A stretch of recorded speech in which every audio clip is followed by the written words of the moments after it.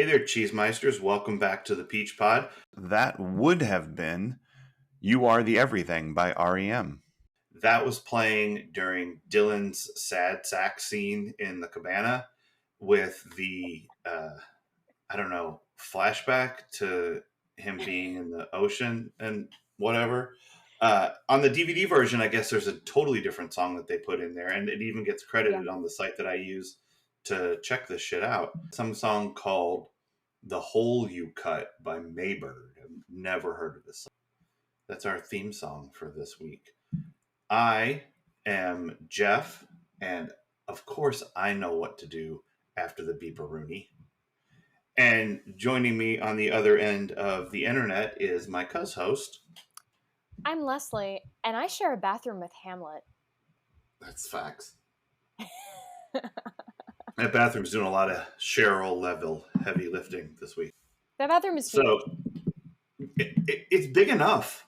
It's definitely big enough for two people, and they're two green, gross little sinks. That's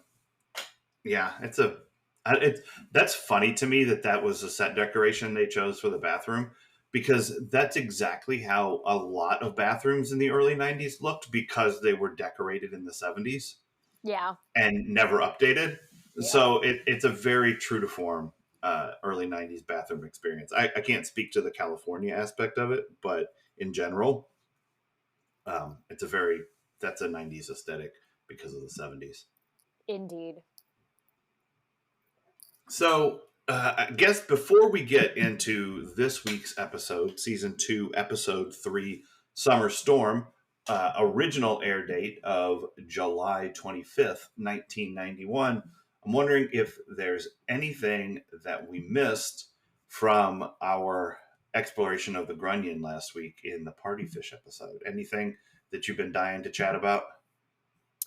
No, because this episode was definitely better than that one. It definitely is. Yeah, this episode, there's a lot of things in this episode. I guess the one thing I will say is I didn't comment on it last week because I didn't want to spoil it. But that last week when the Grunion were running was the first appearance of Dylan's sweater that he wore again this week. So, and as we discussed via text earlier, it's a much better fashion choice than the weird ass overalls. No, he's dressing much better, probably because he's on the brink of losing everything. Sure, you gotta dress the part if you're not feeling the part. Exactly. Oh yeah. But yeah, this is this sweater is a Dylan sweater for me. It's one of the things I associate with him. The same way that people associate like the dress from the spring dance for Kelly and for Brenda, and how there are some sunflower things that people associate with Donna that she wears eventually. And so yeah, this sweater is a Dylan outfit for me, and I kind of like it. I wish it was on the Dylan Barbie doll. Well, it could be if you want it bad enough. You know what? I'm gonna look for it. You got to make yourself a tiny little serape and put it on top of little Dill. I mean, people dress up their Barbies in homemade clothes all the time. Why wouldn't you do that with Dylan? Because I don't have a sewing machine. I mean, first world problems? I don't know. I don't know what the answer is to that. Indeed. But he, as long as they get the sideburns right in the action figure, then that's what matters. I think this was one of the first episodes where I was like, oh, the sideburns are here.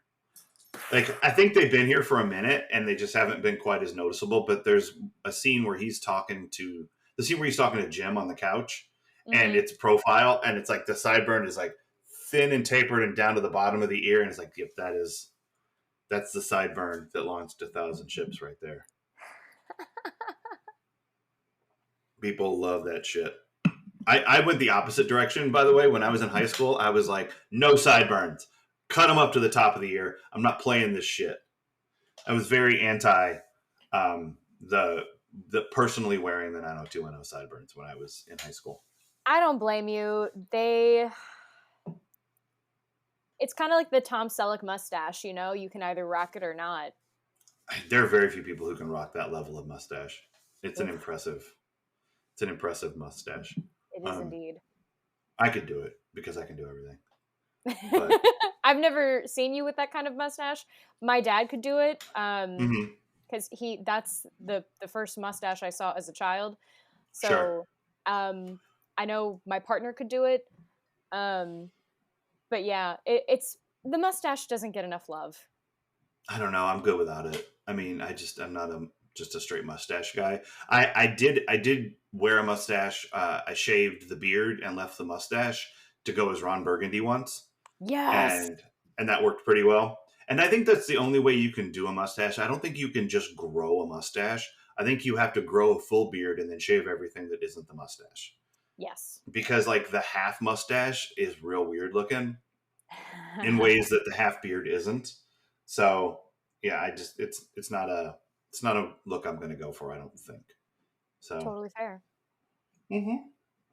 So, what happened in this week's episode, The Summer Storm? I mean, we're still on the beach. We're still in acting class. We're still in Dylan and Brenda separation drama.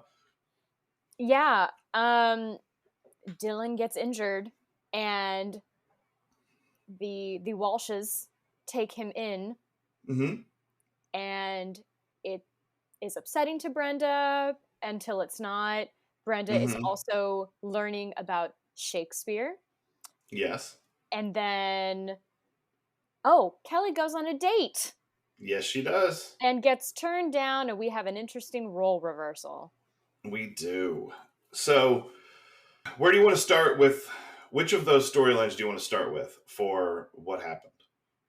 Like, what's most interesting? Because to be honest, I think the A, B, and C storylines in this episode are interesting. They're all interesting. Gosh.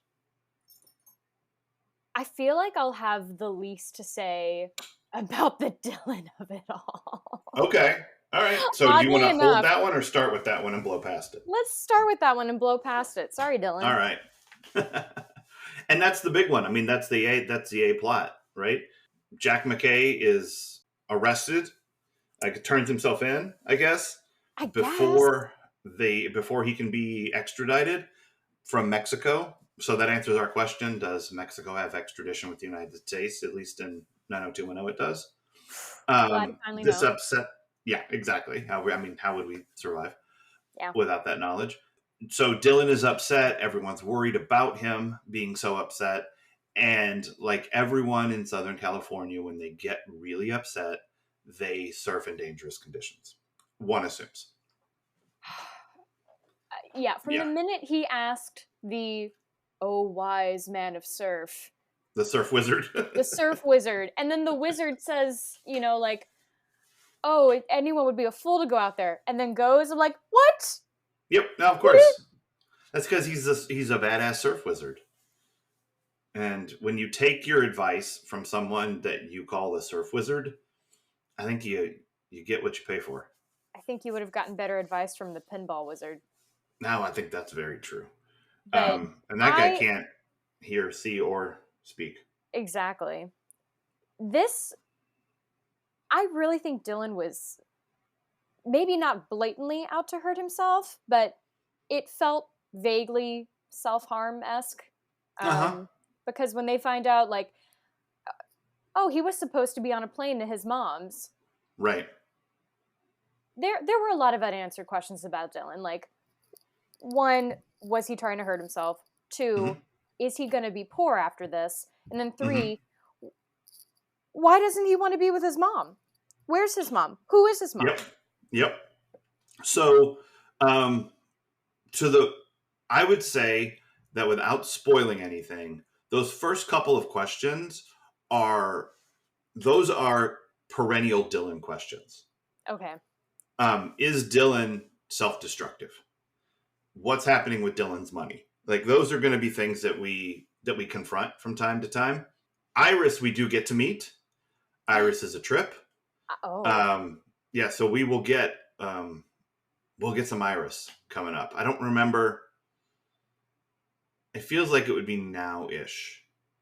Like, so I think maybe Iris comes at the beginning of the school year at some point. I don't remember when her episode or episodes fall.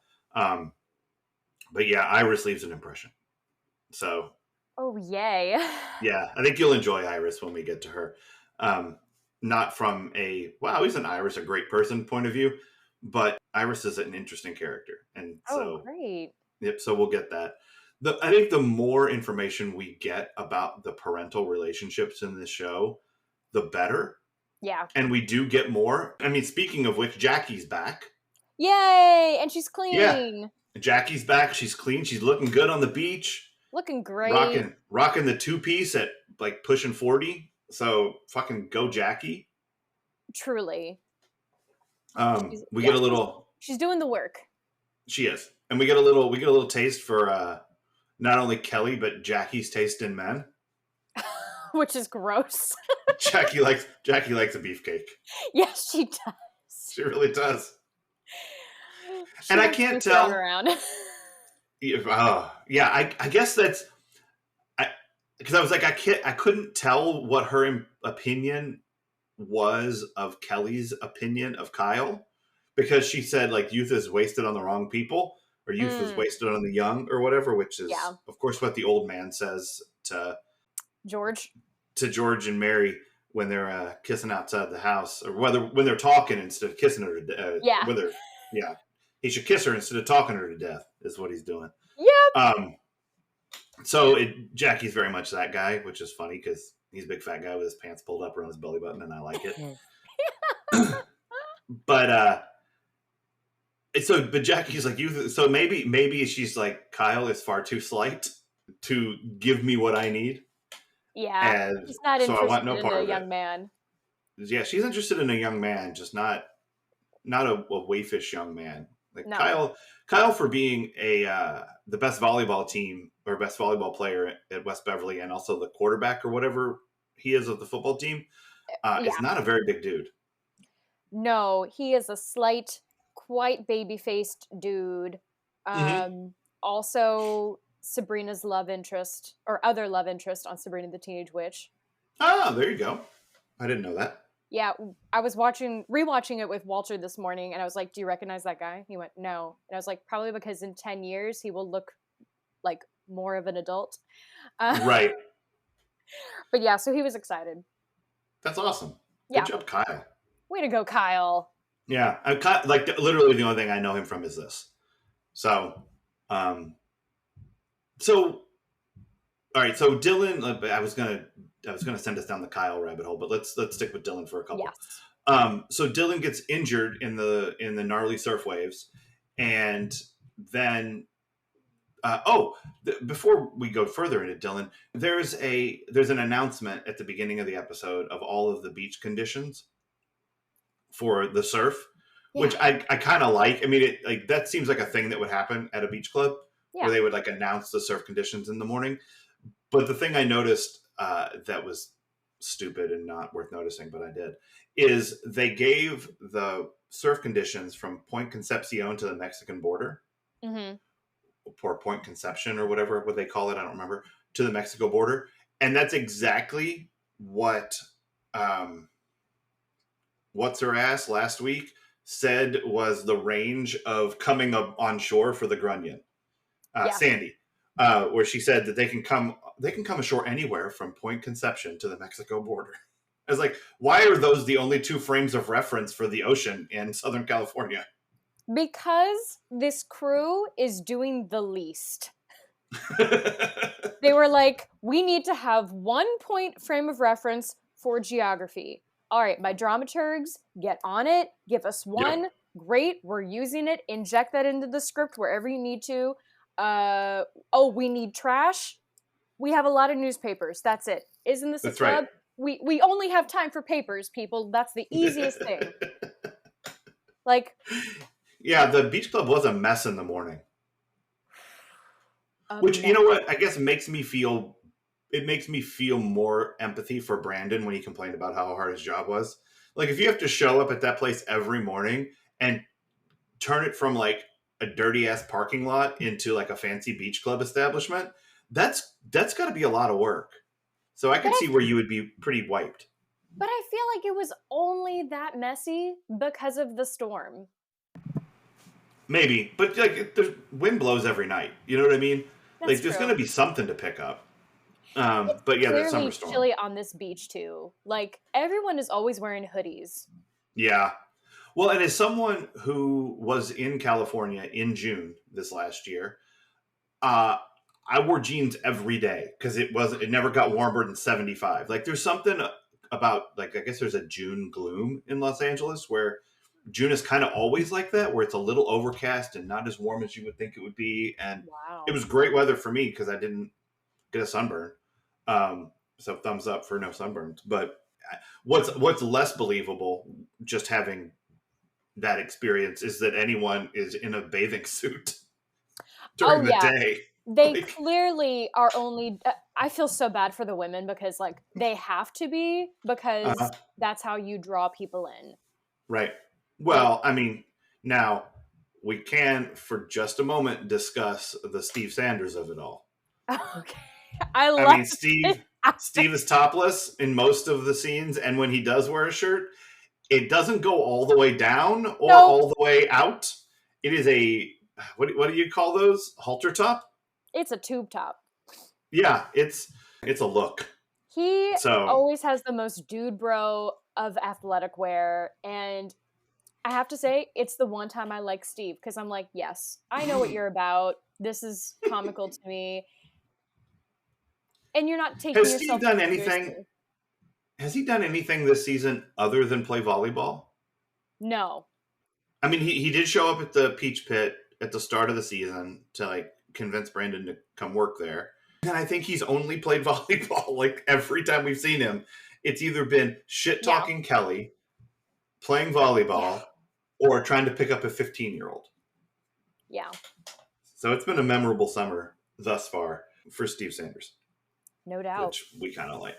So Dylan's all injured, and Cindy invites him to stay at the Walsh house.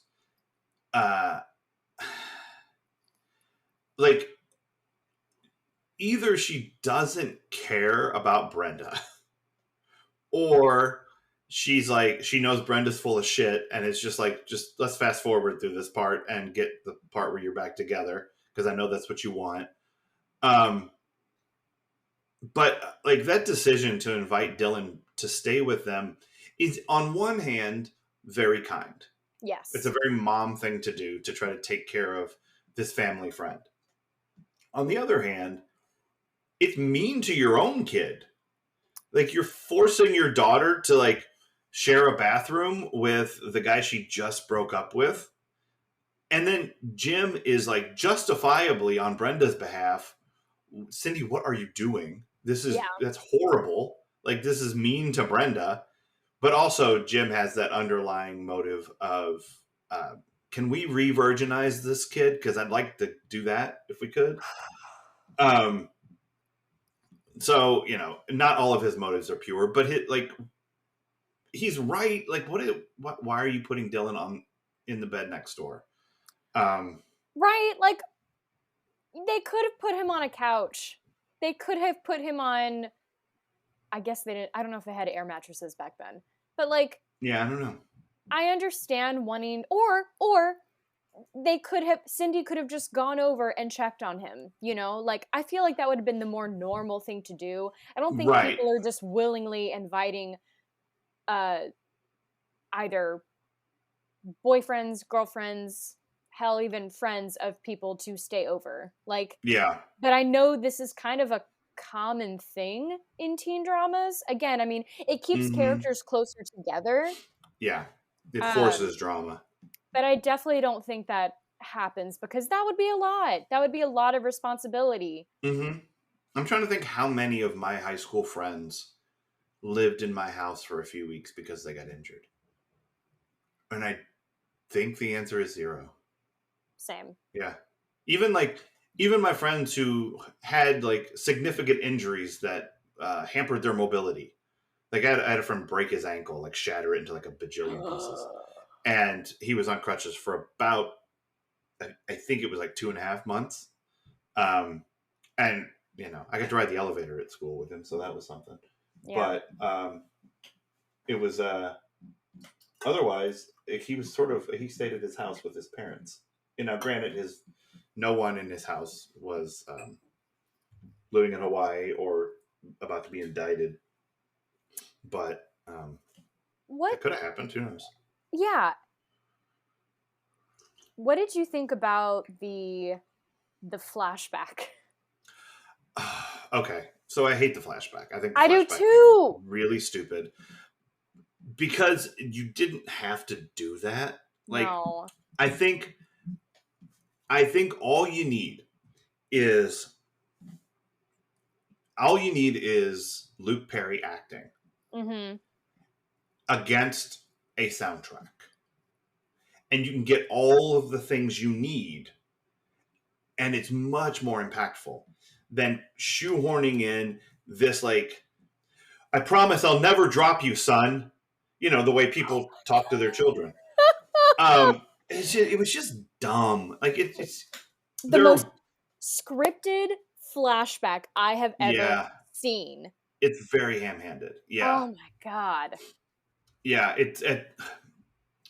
this is have you seen the movie The Departed? I don't think so. Martin Scorsese, Matt Damon, Leo. No. Yeah, it's really good. It's a good movie. Not Scorsese's best, but it's a good movie. Yeah. And it's a cop drama, and someone's an inside man and turns on the team or whatever. And like the last shot of the episode is a rat going by. Oh my god. And the Simpsons did a joke on that where that same thing happened, and Ralph says the rat symbolizes obviousness.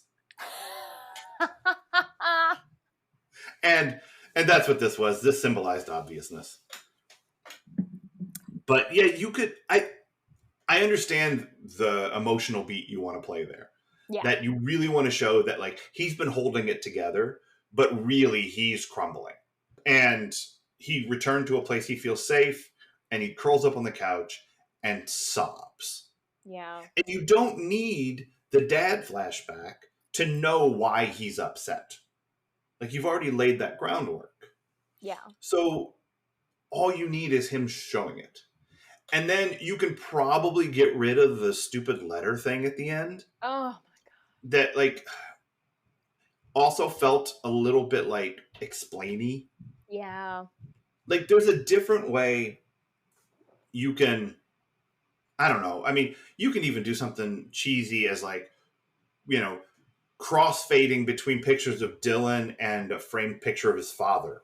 Or, like, and I'm not saying that that's good, but you could do it just visually, where you could show this is what he's thinking, this is what he's feeling, this is the state he's in, put some more music underneath it, whatever. You don't need the I'm writing my dad a letter that expresses all of my true feelings moment. Well, and as is the problem with most shows, it's making it seem like it's a concrete, one solitary thing that is upsetting Dylan, when really, like, there's clearly a lot that has happened for their relationship to go from, Hallmark father-son relationship to absolute estrangement. Right. Yeah. And I was even I didn't think that you were going there. I was thinking there's been a lot to happen for Dylan in the last month. Like, there's a lot of reasons for him to be upset right now. Uh-huh. Like, he was very much in love. And then there was a pregnancy. Well, his girlfriend might move back home. She doesn't. Now there's a pregnancy scare. Whew. Oh, shit. Now we're broken up. Yep. Oh, great. Now my dad's going to prison. Like, there's a lot of reasons for Dylan to be having a moment right now. And you could have laid all of it out there. Yeah, and it also kind of explains why he is so desperate to have Brenda back. Like, not to say that he doesn't love her, but he has found a lighthouse in the Walshes, mm-hmm. and he is desperate to stay linked mm-hmm. to them, because They are his true north. They keep him on solid ground. So then my next question is like, to go to the song, do you think the song was about his dad, or do you think it was about Brenda? That's interesting. So I don't know. I have a personal relationship to this song. I love this song. I really, really love this song. It's probably not a top 10 REM song for me, but it's like a top 10 in like emotional weight REM song for me. This is the shit Michael Stipe is singing about in this song. He says, sometimes I feel like I can't even sing. Mm-hmm. I'm very scared for this world. I'm very scared for me. Eviscerate your memory. Here's a scene. You're in the backseat, laying down. The windows wrap around to the sound of the travel in the engine, and all you hear is time stand still in travel. You feel such peace and absolute, the stillness still that doesn't end but slowly drifts into sleep. The stars are the greatest thing you've ever seen, and they're there for you alone. You are the everything. Like it's a very internal song. Yeah. You know, and then and it's also a love song, you know. So it's a very internal nighttime, like taking stock, feeling isolated from the world, but also like feeling like you're a part of this big thing. Yeah. And also that you are everything. You're the whole thing. Like all of it is in you and you're experiencing all of it. And I think it's a beautiful song with just weight to it. Yeah. And so in some ways, I think it's really appropriate for the moment. Like tonally, it's very appropriate for the moment. And I think it's supposed to be about his dad, but I think it's better if it's about all of it. Yeah. You know, but they don't give you any part of staying at the Walshes is hard for Dylan. Yeah. You know, they give you this is hard for Brenda. Like she didn't want this. But it's also, that can't be a day at the beach. No pun intended for Dylan. He's like, this girl just dumped him. He very much wants to be back with her. Yes. And now he has to like sleep on the other side of the wall from her. And they never say this is hard for him. They're mostly just like, he puts his arms behind his head, shows his nips, and like, it's go time. You know? They make it look like he's perfectly fine being there and, you know, Brenda, don't make me beg. Right. Yeah. Which, like... He seems too relaxed. Yeah. No, he seems very at home, which is great. Very relaxed. I think he is appropriately horny for how injured he is. Okay. Like he's laying there wrapped up, you know, his ribs are hurting. It's probably a bad idea for him to have anybody lay on top of him like she does on the couch. Yeah, completely wrong choreography and blocking. I was like, Nope, I'm pretty sure you couldn't have anyone on top of you right now. It would hurt a lot, but that's not enough. It wouldn't hurt enough for a 17-year-old boy not to be horny. I loved Jim's line about, trust me, he can move when it comes to Brenda. Yep, he'll figure it out. Yeah. Yeah, Dylan is motivated, and when motivated, can accomplish great things. He's learning about the powers of corset play.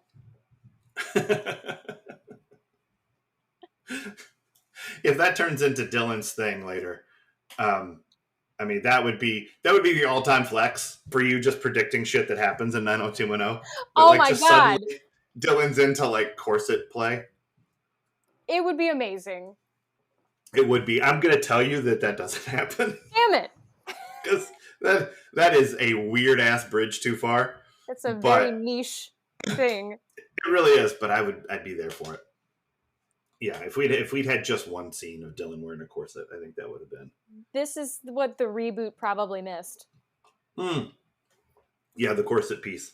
So he's torn up and laying on that couch in the cabana where the measurements stop at 6 years old.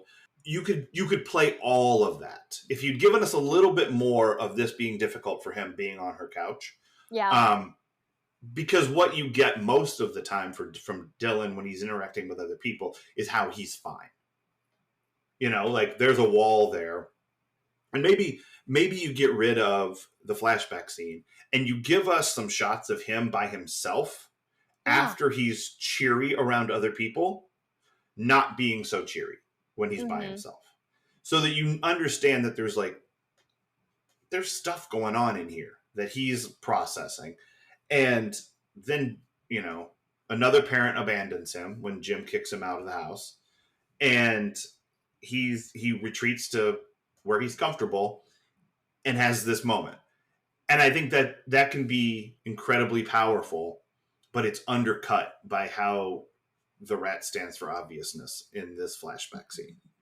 Also, this beach club is losing a lot of money if they are still keeping all of his stuff in there when his dad is no longer a member.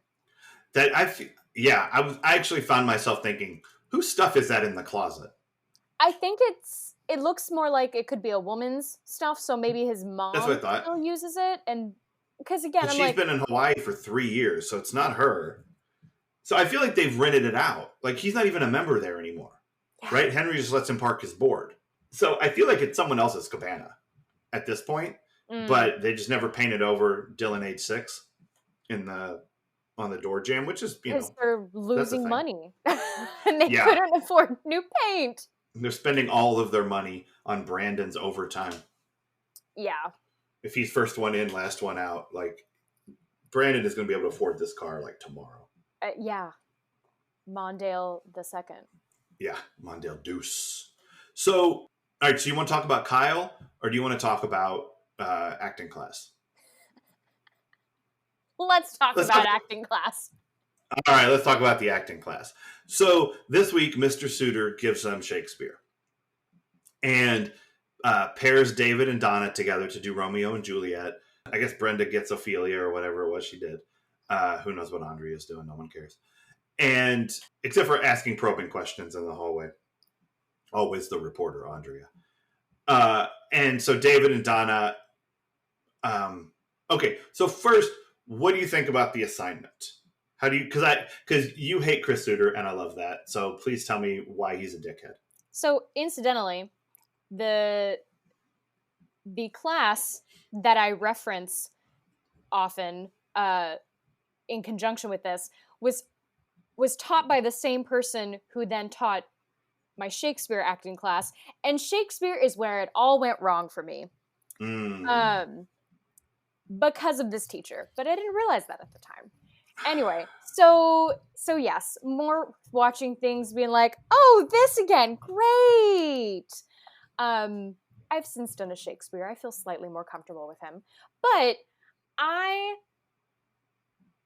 think it's great to introduce Shakespeare to students. As someone who has worked with kids, I feel like we need to approach this better because they lose more and more interest with each generation.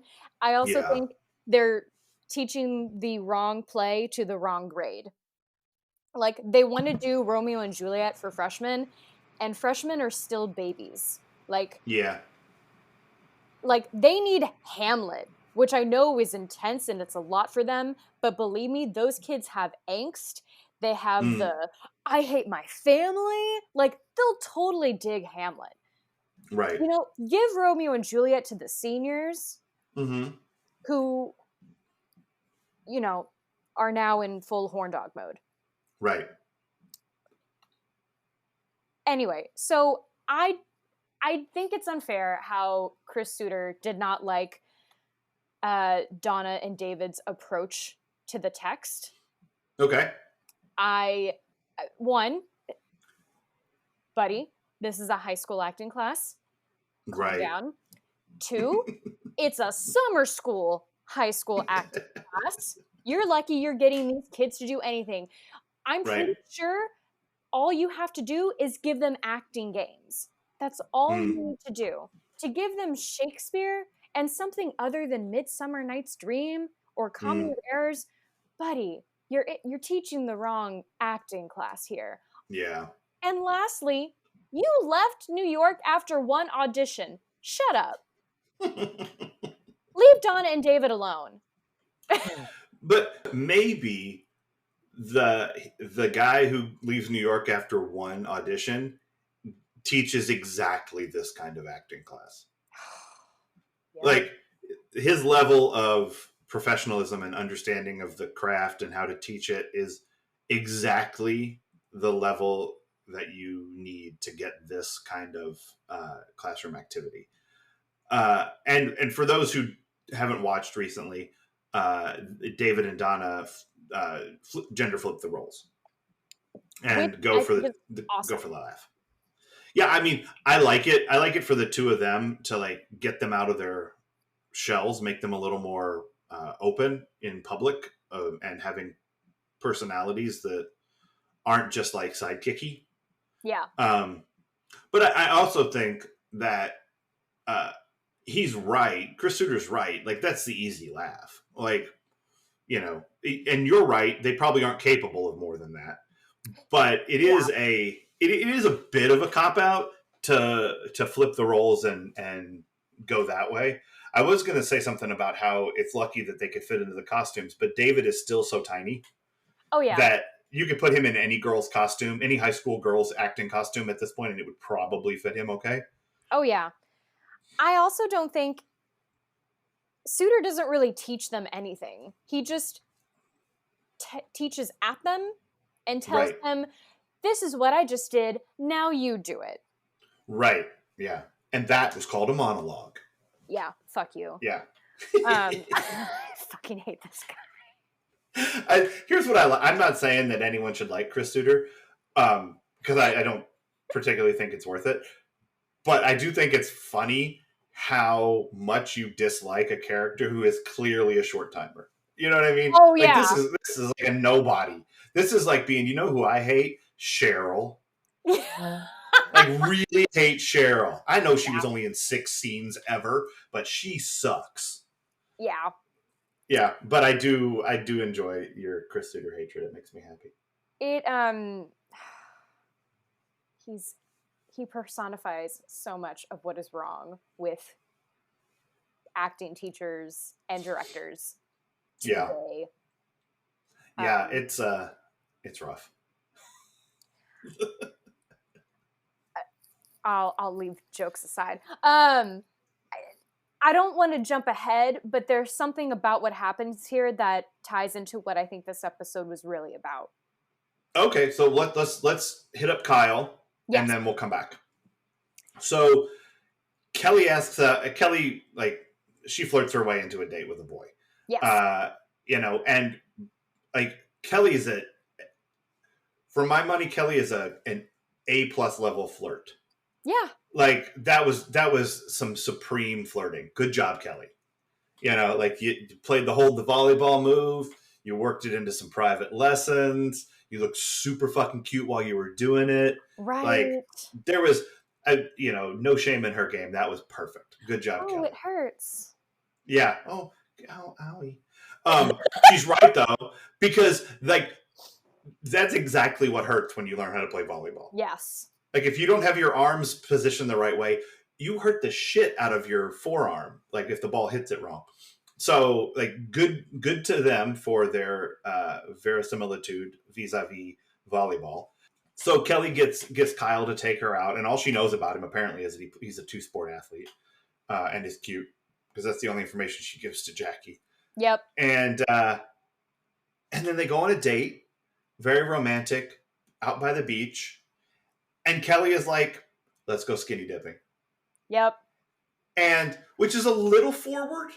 A little. You know, for a first date. But also, I'm kind of with Kelly, like that the situation, the setting, it plays into that as a potential outcome for the evening. Well, and also, if you're wanting something more of like a summer fling, that feels in line with how you started. Like, let's keep this fun and keep it light, you know? Yeah. Like, this isn't going to be They can serious. splash around a little bit. Exactly. Yeah. I give her props for going for it. Was it super weird because of the range at which her clothes were somehow making it to him? Right. She's got a good arm. She's got a great arm. Yeah. And then for like how she stays out for maybe a minute, which I'm sure it was cold. Oh my God. I can't imagine how cold it was the night they shot that. I really hope that was a stunt double. I don't think it was because it looked enough like her, but I don't think she was far enough away, but it was still really funny. Yeah. You know, seemed like a good idea at the time. Yeah. And I agree. It was a good idea. Thumbs up, Kelly. I would not have reacted the way Kyle reacts, but Kyle and I were different dudes. It's another role reversal where the girl is as forward as the boys usually are, and the boys react the way that the girls usually react, and the girls are offended. Oh yes. And it's exactly the same way as with Dylan and Brenda towards the end of last season before the spring dance, where he was like, I don't like feeling pressured. And she was like, well, guess what, brother? That's what that's like all the time for me. Right? Like, so yeah. That moment was where if I was in a lecture hall, I would pause it, get out my big stick, not a laser pointer, but the big extendable stick, and point and be like, see, men,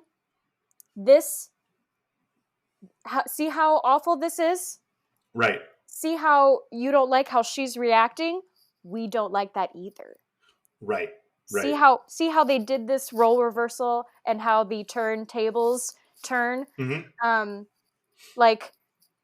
It's a great thing to do. I mean, no one is going to learn anything from it, unfortunately. We're still dumbing down every definition of consent possible because people refuse to get it.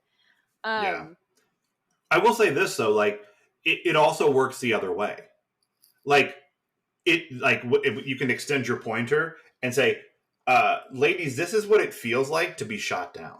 Mm-hmm. You know, like to make a play and be just summarily rejected. Yeah, ladies, you know how you want your no to be heard? They're allowed to say no to. Right. And it sucks when someone says no. You know? Yeah. Like, that really sucks. I'm sorry, Kelly. I'm sorry that happened to you. That sucks. Especially but it's also happened to every guy. Yeah. Right, well, there's that. Especially, like, if you put yourself in that vulnerable of a place, it is rough. These are just... I don't want to say these are things that happen in life. They don't have to happen. Like, there can be a less vulnerable way of literally doing that, but it not if you're me. Woo! Take it off and walk around. That's what we do here.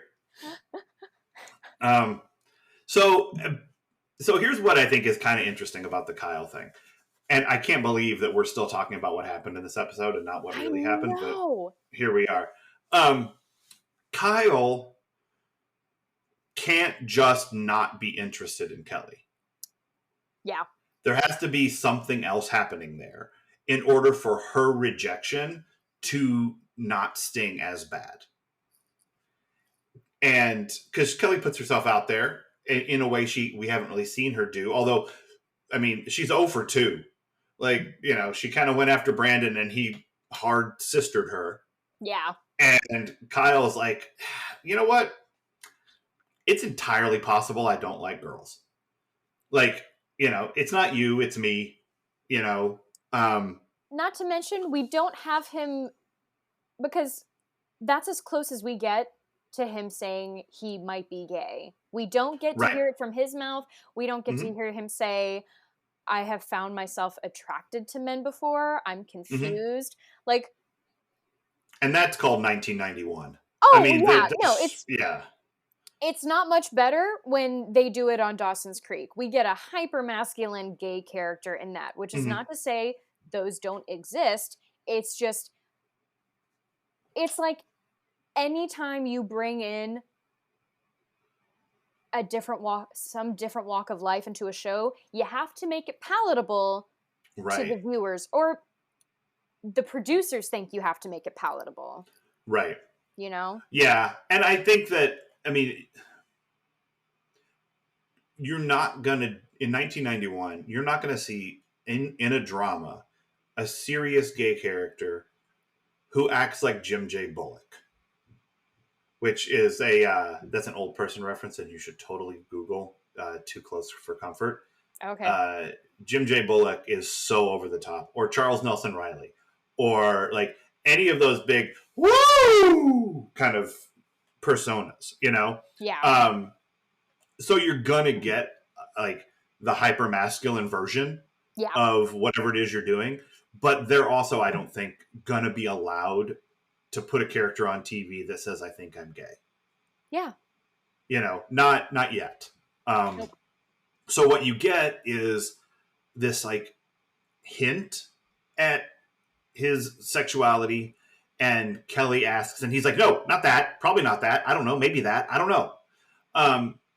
And how it comes off to me now, because the way it always came off to me was Kyle's gay and they couldn't say it. Yeah.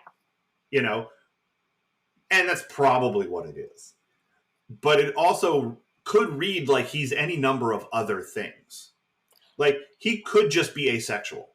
Like, and I didn't know that was a thing when I was 17, because that wasn't me.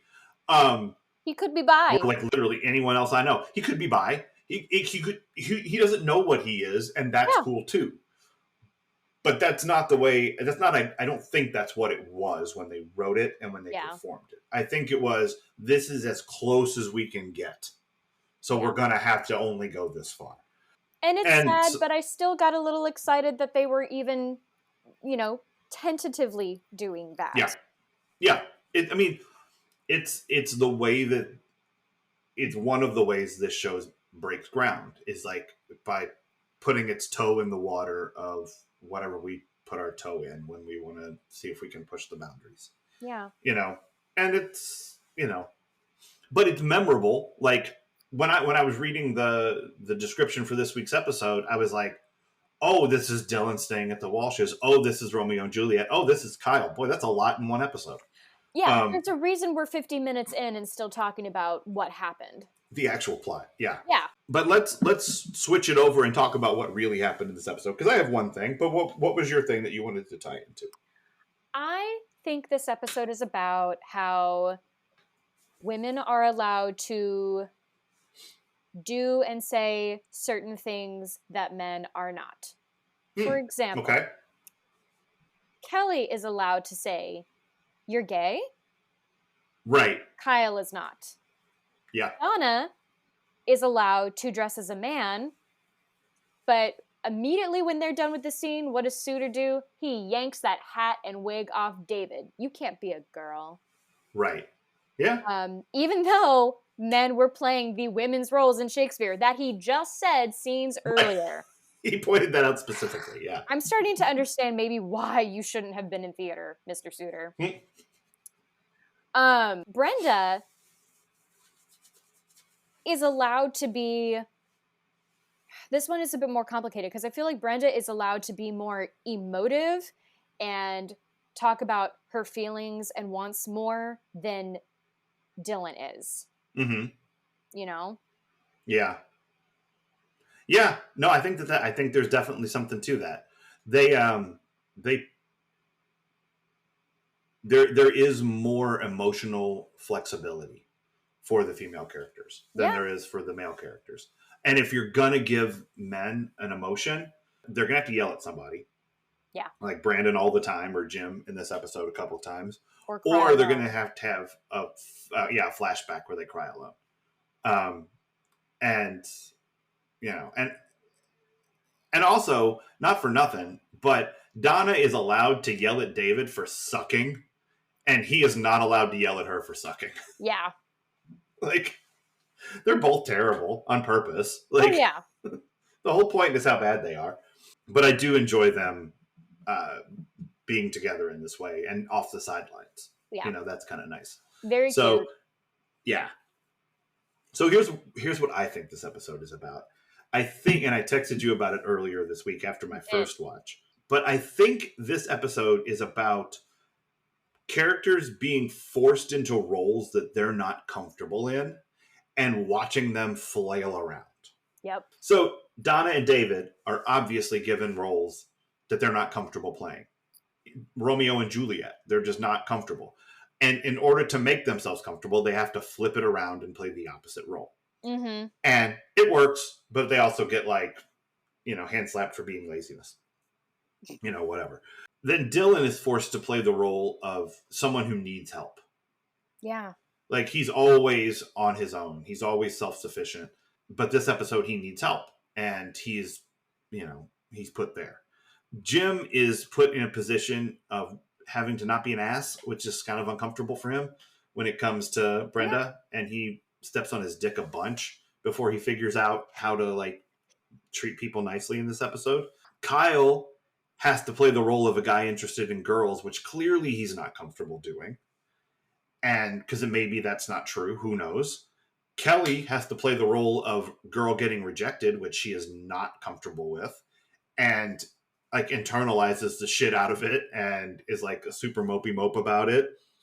And Brenda has to play the role of just friends, which she doesn't like and can't do, and immediately breaks down on. Yeah.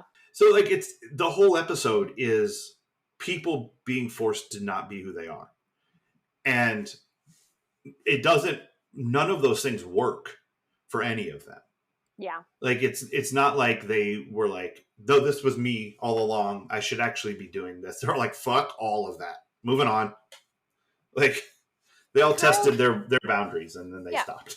Kyle's not comfortable, playing straight, but he's also not comfortable accepting, whatever sexuality he may be. Yeah, whatever his truth is, he has not figured it out yet. Yeah. It's not something that he's internalized all the way. Yeah. So, and I think that kind of makes this episode an interesting one. They're doing a lot. They're advancing storylines. They're starting things. This is an episode where a lot of stuff gets low key kicked off. Mm-hmm. And you won't see it for a little while, but you're oh, that actually started in Summer Storm, which is kind of they're doing much longer term storytelling at this point. Yes. And still managing to give us episodes of TV where there are arcs and storylines conclude or at least move characters forward, which I think is really good. Yeah. But two things I noticed, and I texted you about it this morning, in the scene where Dylan is sleeping, or not sleeping, but tits out in Brandon's bed. And Brenda comes in and talks to him. For all of the shit we give them about continuity, Brandon still has the football sports poster hanging above his bed. And you can see over Dylan's right shoulder the Godzilla claw. Yes. For the alarm clock, which I've never noticed before. And I just assumed they got rid of it because it's dumb. But no, this is something that Brandon still has a year later. Yep. He's you know what? You know what's me? Godzilla, alarm clock, and football sports. Yep. These things represent me as a person, and we're just this is how my room is staying decorated, which I kind of really enjoyed. It's so, I can't believe he still has the fucking Godzilla thing up there. That's amazing. So, so I think those are the things that the episode was really about. Do you have anything else that it was really about? How these 90210 parents pimp out their kids. Oh, yeah. The parenting is... Although, Jackie didn't try to use Kelly to get a date. So no, that's good. Not yet. I'm sure that will happen. No, Jackie is setting a great boundary for herself and is I don't know how to do this without Coke or alcohol, so I'm just not going to do it. And I'm good for you, Jackie. Yep, just sit and enjoy the beach. Set a good example. That's right. For once in your life. Exactly. But then, I'm sorry. When Cindy had that popped collar, I thought, who are you? Oh, you're a brothel madam. Yeah, Cindy is sassy as all fuck. Yeah. And yeah, she's out there just getting it. You know what? She needs to make that money. Those girls need to bring her money. Yep, I guess so. Yeah, it's a weird one. Cindy's weird in this episode. She and Jim are both Walter Sobchak. It's like, no, Walter, you're not wrong. You're just an asshole. Yeah. Like, they're both right. Like, yeah, Dylan does need some help and some care, but you're being real shitty in the way you're doing it to your own kid, Cindy. And Jim, you're right. Dylan is gonna turn this to his advantage just by being irresistible. Yeah. And you're right that it's not healthy for Brenda to be put in this position. No.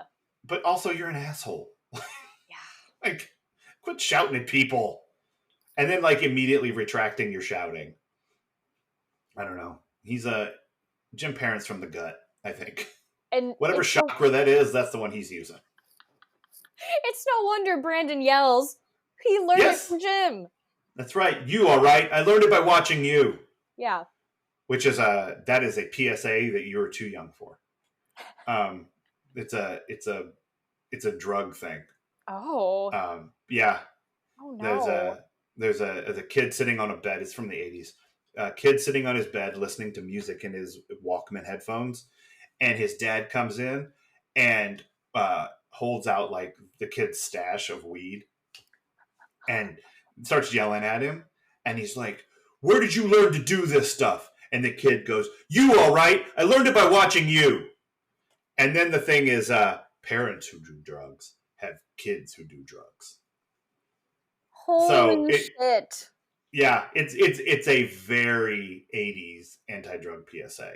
And one that, like, literally everyone my age knows by heart. So like, our listener base knows exactly what I just described to you. And they just got triggered.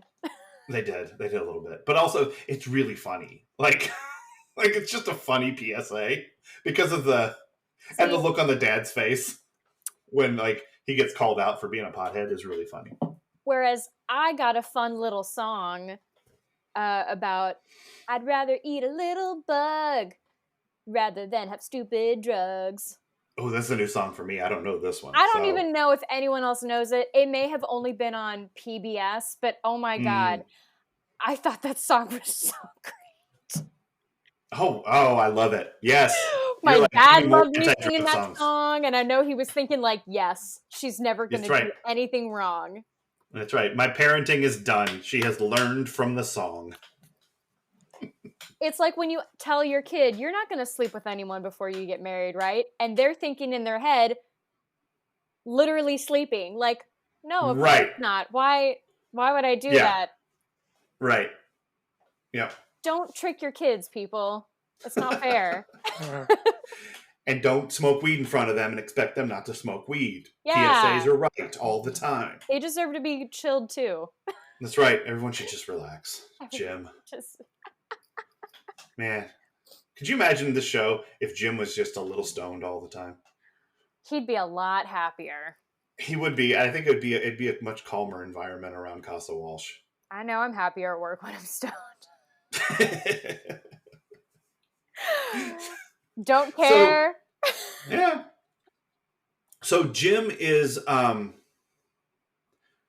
Jim still has problems with Jack McKay, even though he worked with Chick Snyder. And he's just, I don't know why Jim is so triggered by what Jack is accused of doing, but boy, it bothers him. Maybe it's jealousy in a way. Maybe, Usually when you hate people that much, it's either jealousy or you see yourself in them. Right, yeah. But Jim never strikes me as a crooked financier kind of guy. He was never allowed to be. Cindy got pregnant. She could have been with Glenn, and I wouldn't have had to be an accountant. I could have written shitty stories. Damn it. I'm going to go upstairs and smoke some weed. Don't tell the kids. All right, I think we've covered what this episode is really about. It's time for Nostalgia Corner. What did this episode make you nostalgic for? My dad promising me he would never let me down. Made me nostalgic for flashbacks in the ocean. No, what did this make me nostalgic for? Do you have one? I think I do. Yeah, I think that for me, this episode makes me nostalgic for lying on a bed and thinking this song is about me. Oof. Like, and you know, like I still get that feeling from time to time where I'm like, I'll hear a song and go, God, I did not know that that's what this was about. Right. You know, like I'm feeling this way different now than I felt it 5 years ago. Yeah. That still happens. But when you're 16, 17, 18, if there's a song that strums your particular chord, that song is about you and about your life experiences, and it shines a light in places where you don't want a light shine, but where you need a light shine sometimes. And it is that is a wonderfully bad feeling. You know? So I think that's what it makes me nostalgic for. I think I've mentioned this before, because again, it's on Leslie's highlight reel. This is definitely one of like the top 10 moments. A friend of mine in high school had this huge pond in her backyard and like a long stairwell down to it. So it was fairly secluded, even though there were other like houses around. And I think twice, yeah, not in the same summer, but different summers, a bunch of us all got together and went skinny dipping. And it was really funny because her parents totally knew what we were doing. They were okay with it. They like, I think the dad made a comment quoting a James Taylor lyric going, all God's children have skin and it's summer again. And of course we all just giggled and were like, hee. That's right. And it was a blast. I remember feeling so rebellious because I didn't tell my mom I was doing it. Yeah. I don't know why I thought she would have a problem with it. I'm still okay with, teenage me keeping some secrets. Sure. I did hit my leg on a submerged tree underneath the dock. So it was like, oh God, I hope she doesn't see this bruise. Yeah. My war wound. But it was great. We were all just silly teenagers. There was another time after a game where two boys went down at the same pond and did it, but no one else did. Because one, it was freezing, and then two, like boys were doing it. We couldn't swim with boys. Gotcha. Not naked. Right. So yeah, I'm nostalgic for skinny dipping. I like it. That's a good thing to be nostalgic for. It's great. Yeah, nighttime skinny dipping. Yeah. 2 thumbs up. I could be arrested now, so I don't want to do it. Growing ups. Yeah. I don't like it. All right, so who is your Steve Sanders Memorial worst person of the episode? I think I know. Why is it always Mr. Suitor? I hate him so much. Oh, that's so wonderful. I need a t-shirt that says Suitor doesn't suit me. There you go. Well, we start a merch store. When we get some fans who want to make us stuff, I'll take or buy our stuff. Yeah, that too. Yeah, we definitely want that. I'm sorry. I'm sure there are better options, but it's Mr. Suitor for me. No, I knew that's where it was going. Quit your day job. Go try something else, please. Yeah. This is a hard one. So I think I'm gonna cheat. I'm gonna give it to both Jim and Cindy. Yeah. Because they both suck equally for taking the opposite side of the same problem. Yeah. But they're both wrong and they're both right, and they both kind of suck. Cindy puts Brenda in a really uncomfortable situation and seems not to care. And when that situation goes exactly the way Jim predicted it would go, he loses his shit, like Jim is wont to do from time to time. And then he comes around and offers help to Dylan, which is like, we're getting there. But I think Jim and Cindy both were kind of terrible in this episode. And also Steve Sanders Tube Top might be the worst person of the episode. No, but like hitting the ball back at Kelly over and over again. He really hit her sucked. in the boobs at one point. I'm like, that hurts. Yeah. Yeah, no, Steve was shitty. But not the worst. But, not the worst this week. And possibly in part because this episode presented to you boy nipples. Like just all over the place boy nipples in this episode. I know. They walked so that Rachel on Friends could run. Yeah, that's right. Give us some nips. Yeah. More nips for everybody. I said nips are what sell the show. That's right. And put the girls in the bikinis, show the boys nips, and we're off and running. All right, well, I think that does it for this week's episode. Yeah. Join us next week, everybody, when we talk about season 2, episode 4, Anaconda, which is another one that I kind of like. It has stuff in it. Nice. I mean, there's also a very silly whodunit in next week's episode. Yeah, which is pretty great. Oh, interesting. There's something that I was just reading in the synopsis that I was like, what? I don't remember that. Like, totally inconsequential. And I'm like, I don't remember that happening at all. But okay, so that'll be fun to see. So join us next week, Cheesemeisters. We will see you then. Bye. Bye.